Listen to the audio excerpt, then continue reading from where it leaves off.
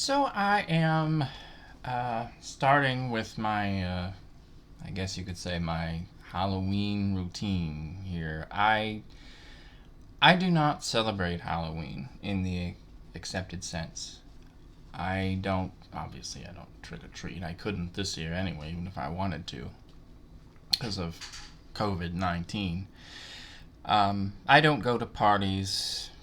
I went to one 2 years ago and was bored to death.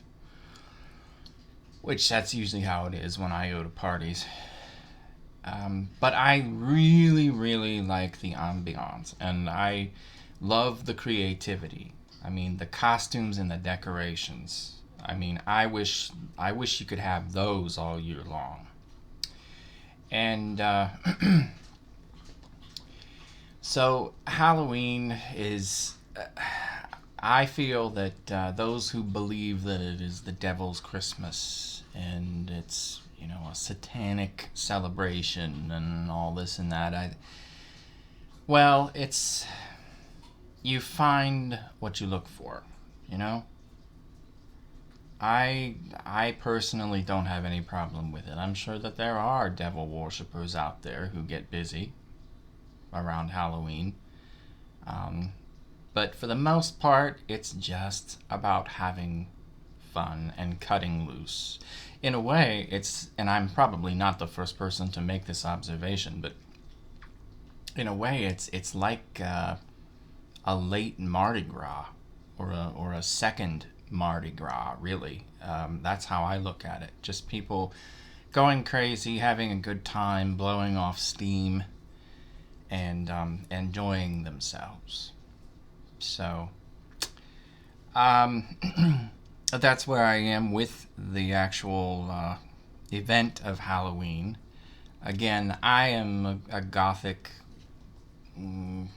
obsessor. I love anything that's gothic, not the really dark stuff like the blood and the really really dark vampire stories and that's it. I mean, I think vampires are cool, but I'm partial to the ones in those um, classy 1930s and 40s films with Bela Lugosi and such. And later on in the 60s, Christopher Lee and his company, they were pretty cool too.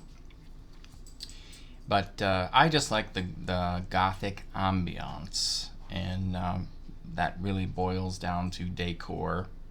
Just decor and styles of clothing and styles of storytelling, and so I don't believe there's anything wrong with that either. So this is my Halloween kickoff, and I'll be doing a few other little videos within the next few weeks that sort of speak to that, because Halloween is the holiday that I sort of cotton to more than the others. Christmas is more of a spiritual thing to me. I don't see it as a holiday, and I'm getting off on a tangent here, but I don't see it as a celebratory holiday type thing. It's a very personal time, and it's a family time. And again, it's what you make of it time. And if you want to go into traditions and such and really, really get into Christmas and dig into its origins, a lot of the rituals and such that we observe at Christmas time nowadays, they had pagan origins, and I'm sure a lot of you may know that, but I think the one that no pun intended, but the one that stands out to me the most is what the Christmas tree really represents. Google it. Google the origins of the Christmas tree. I'm not going to say more.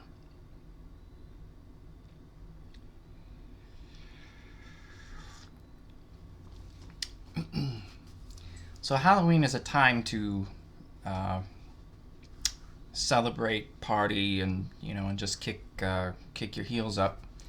It's a time also to be scared and have fun being scared. Well, in thinking about the books and such, especially that have frightened me in the past, I can't think of too many. I don't know. There just weren't that many books, stories when I loved scary stories and stuff when I was a kid. I mean, it's like you couldn't give me enough of that. Excuse me. This one, the Dynamite Book of Ghosts and Haunted Houses, edited by Margaret Ronan. This book did scare me, and I just recently reordered it because I lost my first copy that I had as a kid. It looks exactly the same. Exactly. Even the creases, I swear, are the same ones. But I think maybe this scared me because the stories in it are purportedly true. And that always makes for an eerie experience. And I think I got this at a used bookstore, and I was around 6 and maybe 7, but I was ecstatic at my purchase, and I read the thing pretty much cover to cover from the time I got home. But it was a little too advanced for me, and so I'd like to share just excerpts from a few of these stories with you. They are really creepy. They really are. And I think part of that, too, is the illustrations. See that? Story, The Haunted Church, and this creepy face looking out. The book is full of illustrations like that. And that's the first one that I wanted to share. Again, purportedly, this is a true story, like all the other ones. Take place in upstate New York, not far from Kingston.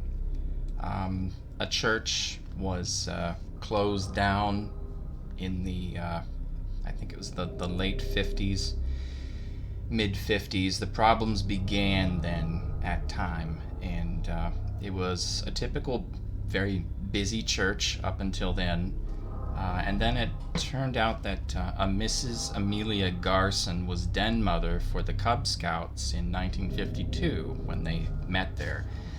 She stayed behind to clean up after a meeting of the Cub Scouts, and she heard footsteps above her, and she went upstairs thinking that the minister had come back, and then she heard steps around and behind the pulpit area. And she thought one of the boys had got back in and was playing back there. And as she put it, she marched up to put a stop to that. Near the pulpit, Mrs. Garson stopped and let out a shriek. A figure dressed in black suddenly leapt out at her. It moved so fast that she couldn't be sure whether it was a woman or a man in a long black coat. But she never forgot its chalk-white face and sunken black eyes, or the long, bone-thin arms reaching out to her. She was too scared to move. Well, I would be, too.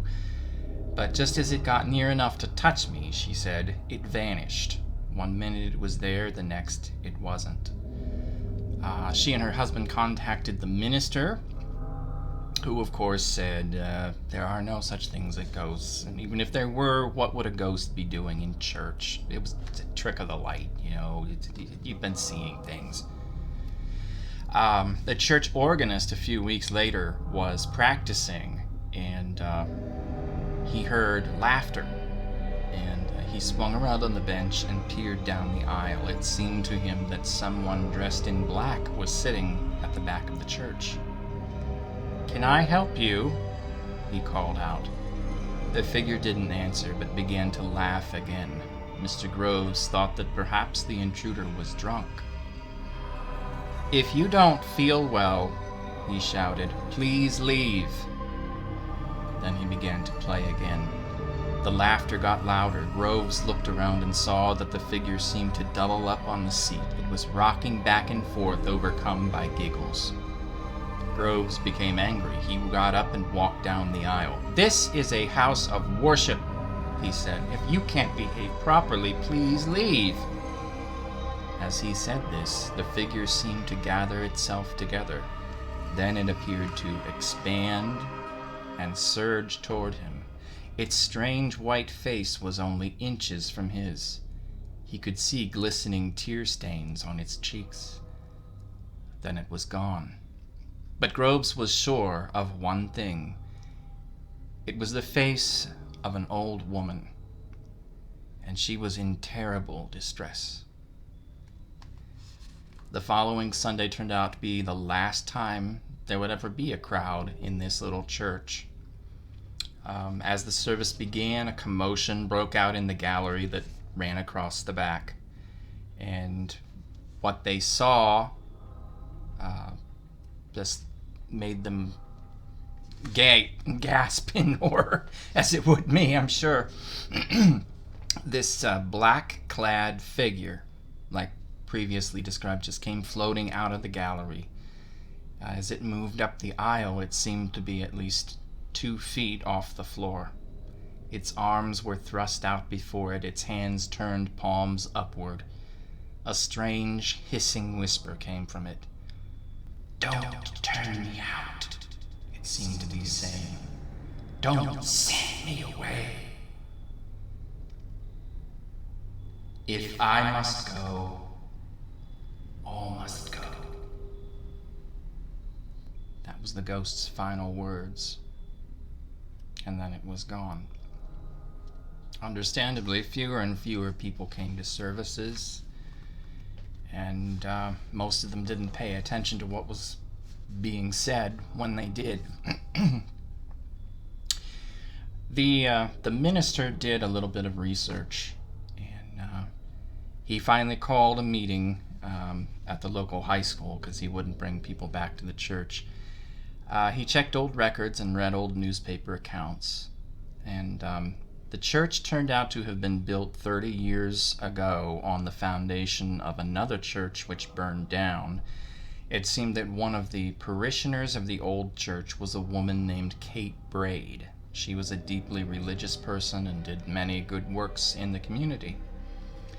Then it seems that Kate became mentally ill, we would say nowadays, and she disrupted the services. She would run up and down the aisles and she would laugh, and people felt sorry for her, and that they remembered the good person she was. But finally a vote was taken, and Kate was asked to leave the church, and she did. But even as it says here, but not as people expected. She got into the bell tower one night and hanged herself. And the pastor went on to say that it may be that the figure we've seen is the unhappy spirit of Kate Braid. Whatever it is, we should all pray that it finds rest. Services continued, and at this point, many were interrupted by the bell in the church tower. It would begin to ring wildly, but when the pastor went to investigate, no one was ever there.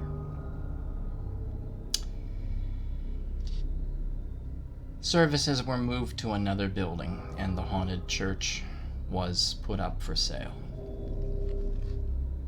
Isn't that creepy? Can you imagine that? I mean, just the very thought of that woman walking up to the aisle to see what that noise was behind the pulpit, and all of a sudden this white-faced creature in black leaps out at her. Well, that would be enough to stop me from going to church.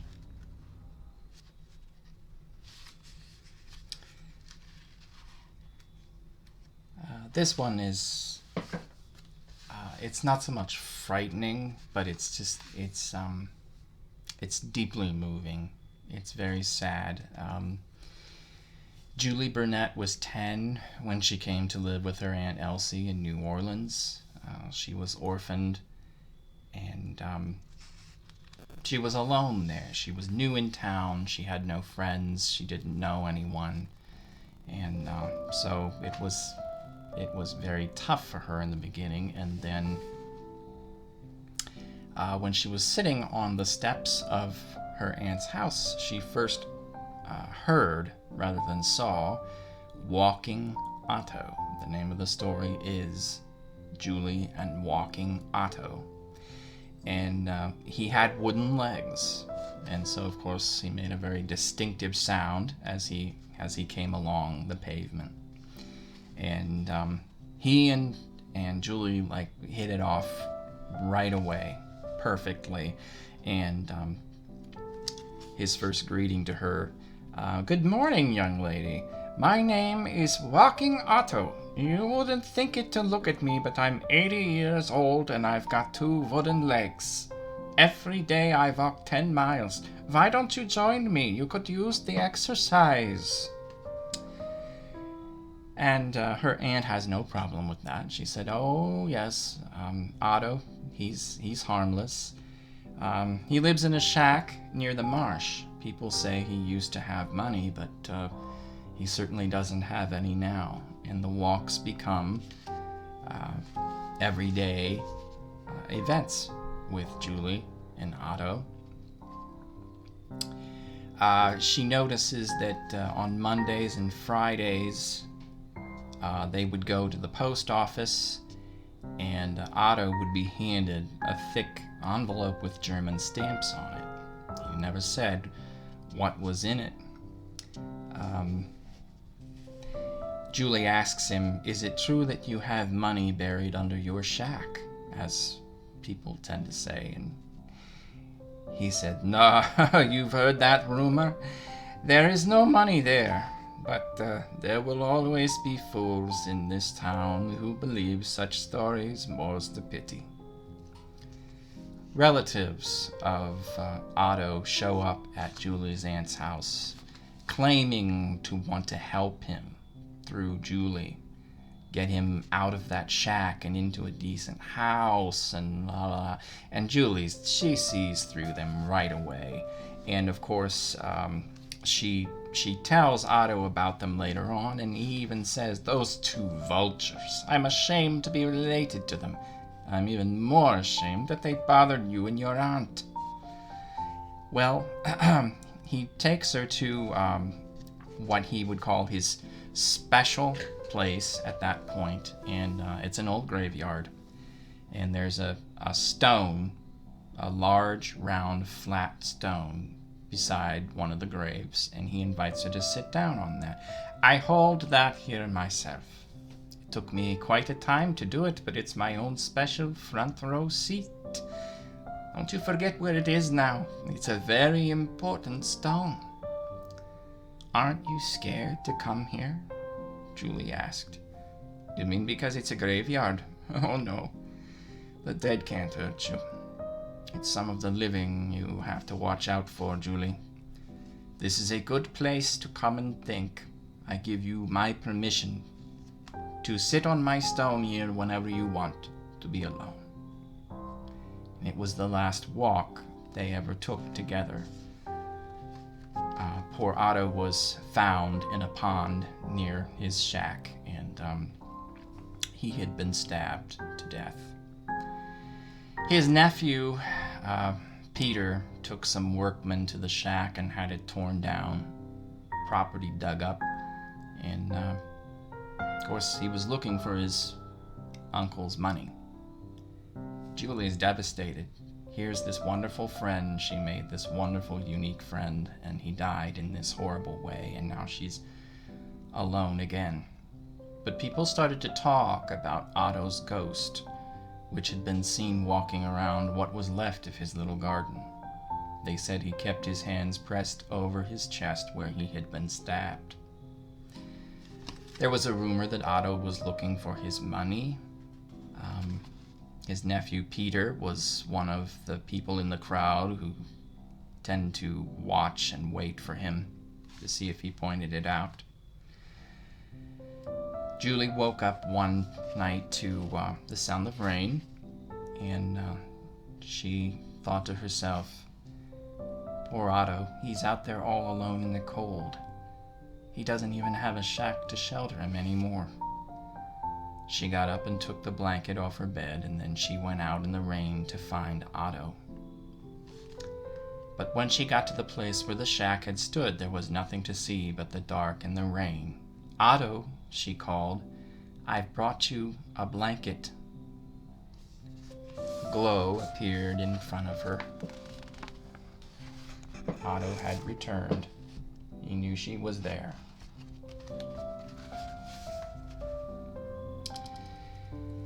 "Put the blanket around yourself," he said to Julie. "I don't feel the cold. Let's go for a walk." Neighbors found Julie the next morning curled up on the round, flat stone in the old cemetery. Her aunt, of course, is out of her mind. "What did you do that for? Why were you in that graveyard all night? What's going on? What's going on?"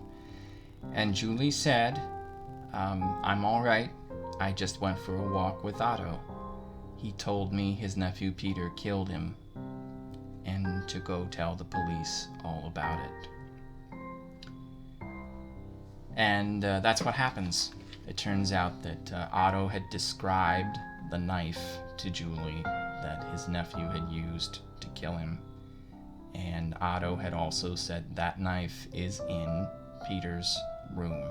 Look for it. And the police did, and they found it.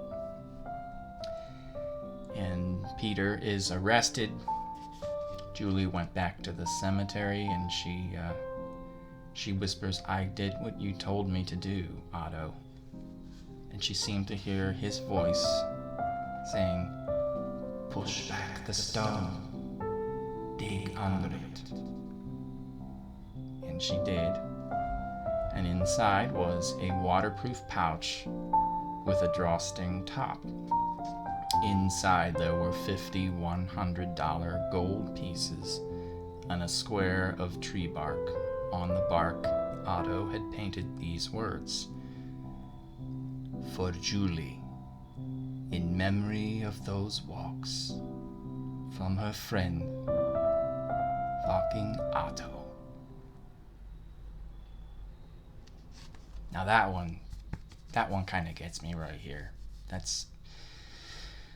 It's not for me to say how the dead communicate with the living, but what we see and hear around us is very definitely not all there is. Some very, very strange things go on in this world of ours. The story that I would like to leave you with is the one that scared me the most out of all of these. And it's the first one, ironically enough. And it's titled Housewarming. And this closet door figures largely in the story. Interesting enough, it's set in Cleveland. I don't know when this happened. I have no idea, 60s, 70s, whatever, but it was set in Cleveland on Decatur Street. So I have no idea if there really is a Decatur Street, but that was kind of an added layer to the eeriness of this story, that it happened not too terribly far away from where I lived as a kid. When Mabel Wells moved to Cleveland, she picked the house on Decatur Street because it was small, fairly new. It's just Mabel and her 15-year-old daughter, Kathy. And the house was perfectly adequate for the two of them together. When they moved in, they discovered that someone had done some do-it-yourself fixing up. The walls of Kathy's room had been covered with imitation wood paneling. And Mabel said, "It's so ugly, as soon as I can afford it, I'll have that pulled down and put up some wallpaper.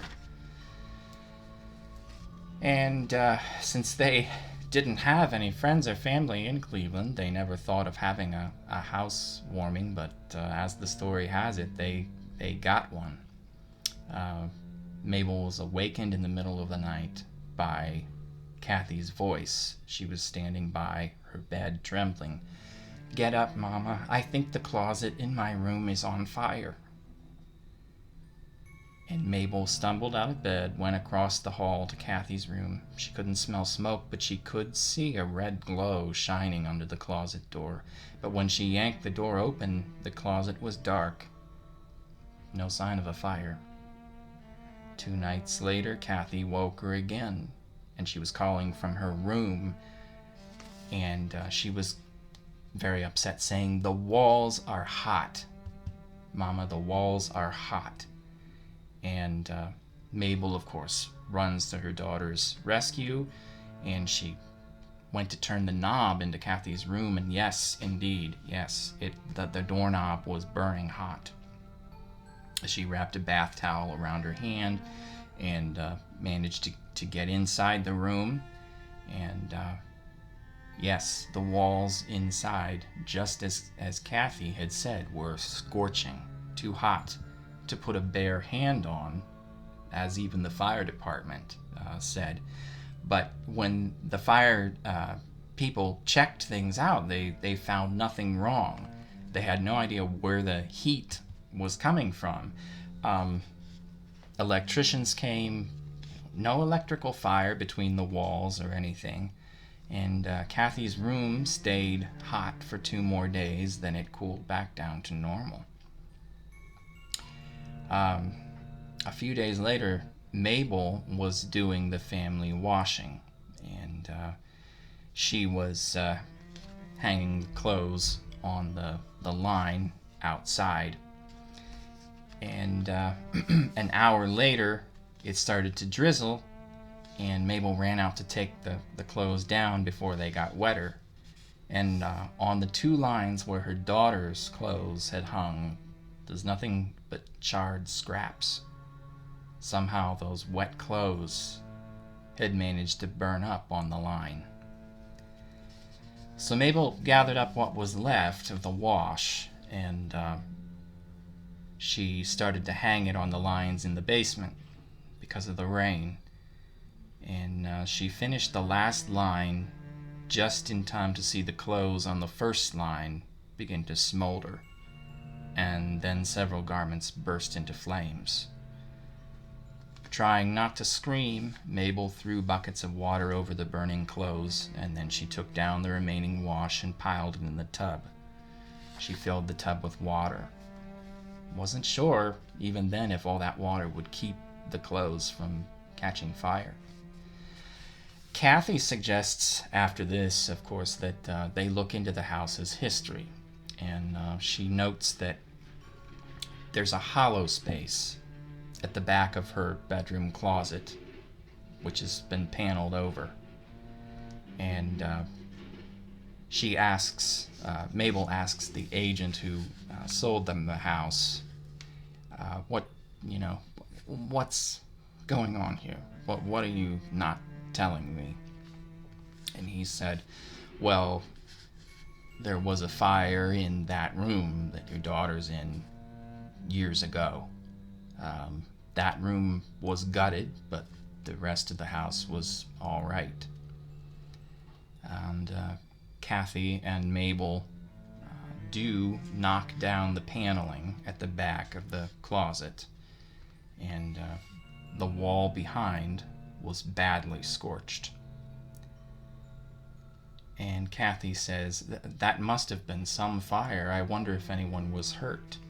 And Mabel said she felt a rising panic. It was a feeling that she never experienced before, as though if she didn't get out of that closet, she would die. And she runs from the room screaming. And she said later on, I was never so afraid in my life. But I'm sure something terrible happened in that room, and I mean to find out what it was. Otherwise, we won't ever have any peace in this house. She went back to the agent, lying sack of you-know-what, and questions him some more. And Mabel flat out said to him, well, if you want us to keep on living there, you're going to level with me. So he does, and it turns out that the room did catch fire, and the department got it under control fast and kept it from spreading to the rest of the house. But what the agent didn't want to tell her was that a child had died in it, a boy of 6. He had been locked in the closet as punishment, and the flames kept anyone from getting to him. Mabel is relieved at knowing the truth now, and she takes the compassionate route, and she says, my job now is to make that poor child understand that there is a way out. And she changed rooms with Kathy and slept in her daughter's room, and she took the door off the closet. And if taking the closet door off didn't work, Mabel went on to insist, then maybe I can talk to him and tell him everything is all right now. At least I can try. And evidently it did, because they stayed in the house, according to the author. But that one I remember, out of all these, and there are a lot of really scary ones, that one really scared the bejesus out of me. And that night, I remember I slept in my parents' room. I mean, I just was so scared that all of a sudden, my walls were going to burst into flames or something. And I even had my mom put this book up for a while, because I just didn't want to look at it anymore. But yeah, that one has always haunted me, and I would love to know the details, what really happened, the real circumstances. How Dickens to lock a child in the closet. I realize that things were different back in the earlier days, the olden days and whatnot. I mean, there's probably parents who still do that as a matter of course, but I just think that's an awful, awful way to try to enforce discipline, because for one thing, look at what happened in this case. That kid, that poor baby boy couldn't get out when the room caught fire. So anyway, I just thought I'd share those with you. Happy nightmares, and I'll be coming back with some more good stuff in a week or so.